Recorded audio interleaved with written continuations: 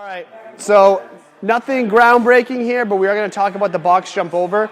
And the biggest thing I want you guys to take away from this is finding the style that no matter how tired you are, you can always maintain efficiently, okay? So there are multiple different ways we can approach the box jump over, and depending on the workout and what else is in the workout, you may actually adopt a different style for that. So the first one we'll talk about is just facing the box, jumping up, stepping across, and being in position for the next one. So this takes bounding out of it. It's a simple jump, but this is something that most of you guys can maintain for a long period of time.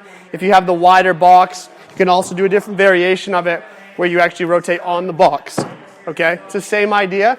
It's a pivot before coming down to the other side. This is the most safe, maintainable, repeatable box jump over there is, but it's probably also the slowest. Not by a lot, but by a little bit. If you guys get good at that, you can start to jump on the box and start to add bounding. So you actually have to start rotating on the box and 2 feet bound back up on top.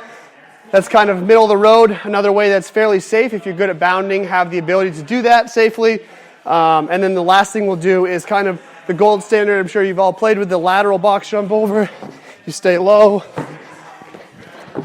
and you move back and forth over the box. And that's perfectly good, and that's what we want people to get to eventually. But you have to understand, if the workout was just 50 box jumps for time, somebody might take this approach right away, right? You might just start bounding as fast as you can back and forth. If the workout is 30-calorie bike sprint and then 50 of these for time, your legs may not allow you to do that, right? So we need to find a way to continue to move each and every time, and that's why we're doing the different options. So what I want is you guys to kind of, there's a few boxes here, play with different styles. Think about what's going to work best for you, and if we can make some corrections, that's what we'll do. Cool?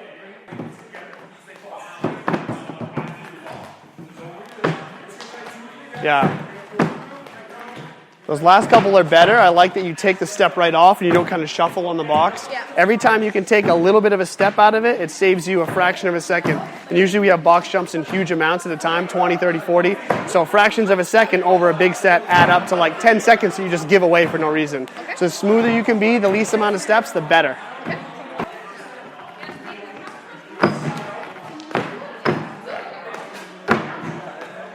Good. And what I like about this style for you is that even when you were like just warming it up, when you came up one time, you just kind of like hung out like, okay, I'm ready. So you can speed that up or slow that down as much or as little as you need based on the rest of the workout. So I think that works good for you.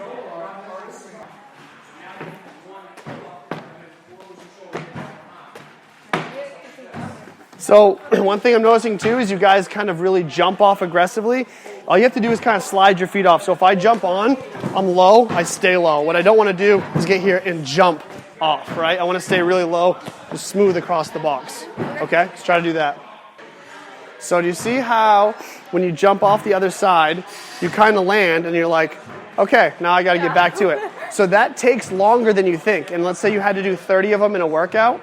Think about even if that was half a second per rep, you give away 15 seconds of landing in this direction and then setting yourself up again. So I think, and even easier than jumping off the box, that takes more energy, if you just step off the other side or start to turn on the box and pivot, because you can clearly jump like you're bouncing easily. So if you can just start to turn yourself a little bit, if you want to jump off, I'm still facing back in this direction now, so I can come on. So if you want to keep the jump, I can do that without landing facing the exact wrong way and having it spin around. Make sense? So try doing it maybe angled so that you can continue to bounce easily over the box, but you don't have to do that big spin. Like that, yeah? And then just try to make it smooth, and you'll save yourself a lot of time. So you don't necessarily have to do like a full 360, and you don't ever have to totally face the box on. So if I was coming up, I could stay slightly at an angle so that I don't have to do any pivoting at all. Make sense? So try it almost angled.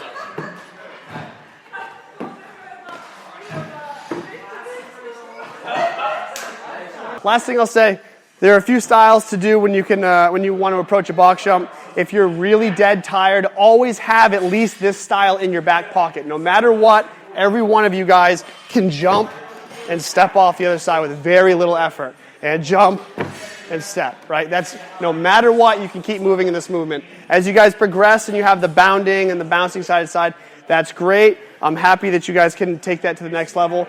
But always have something you can do to keep moving.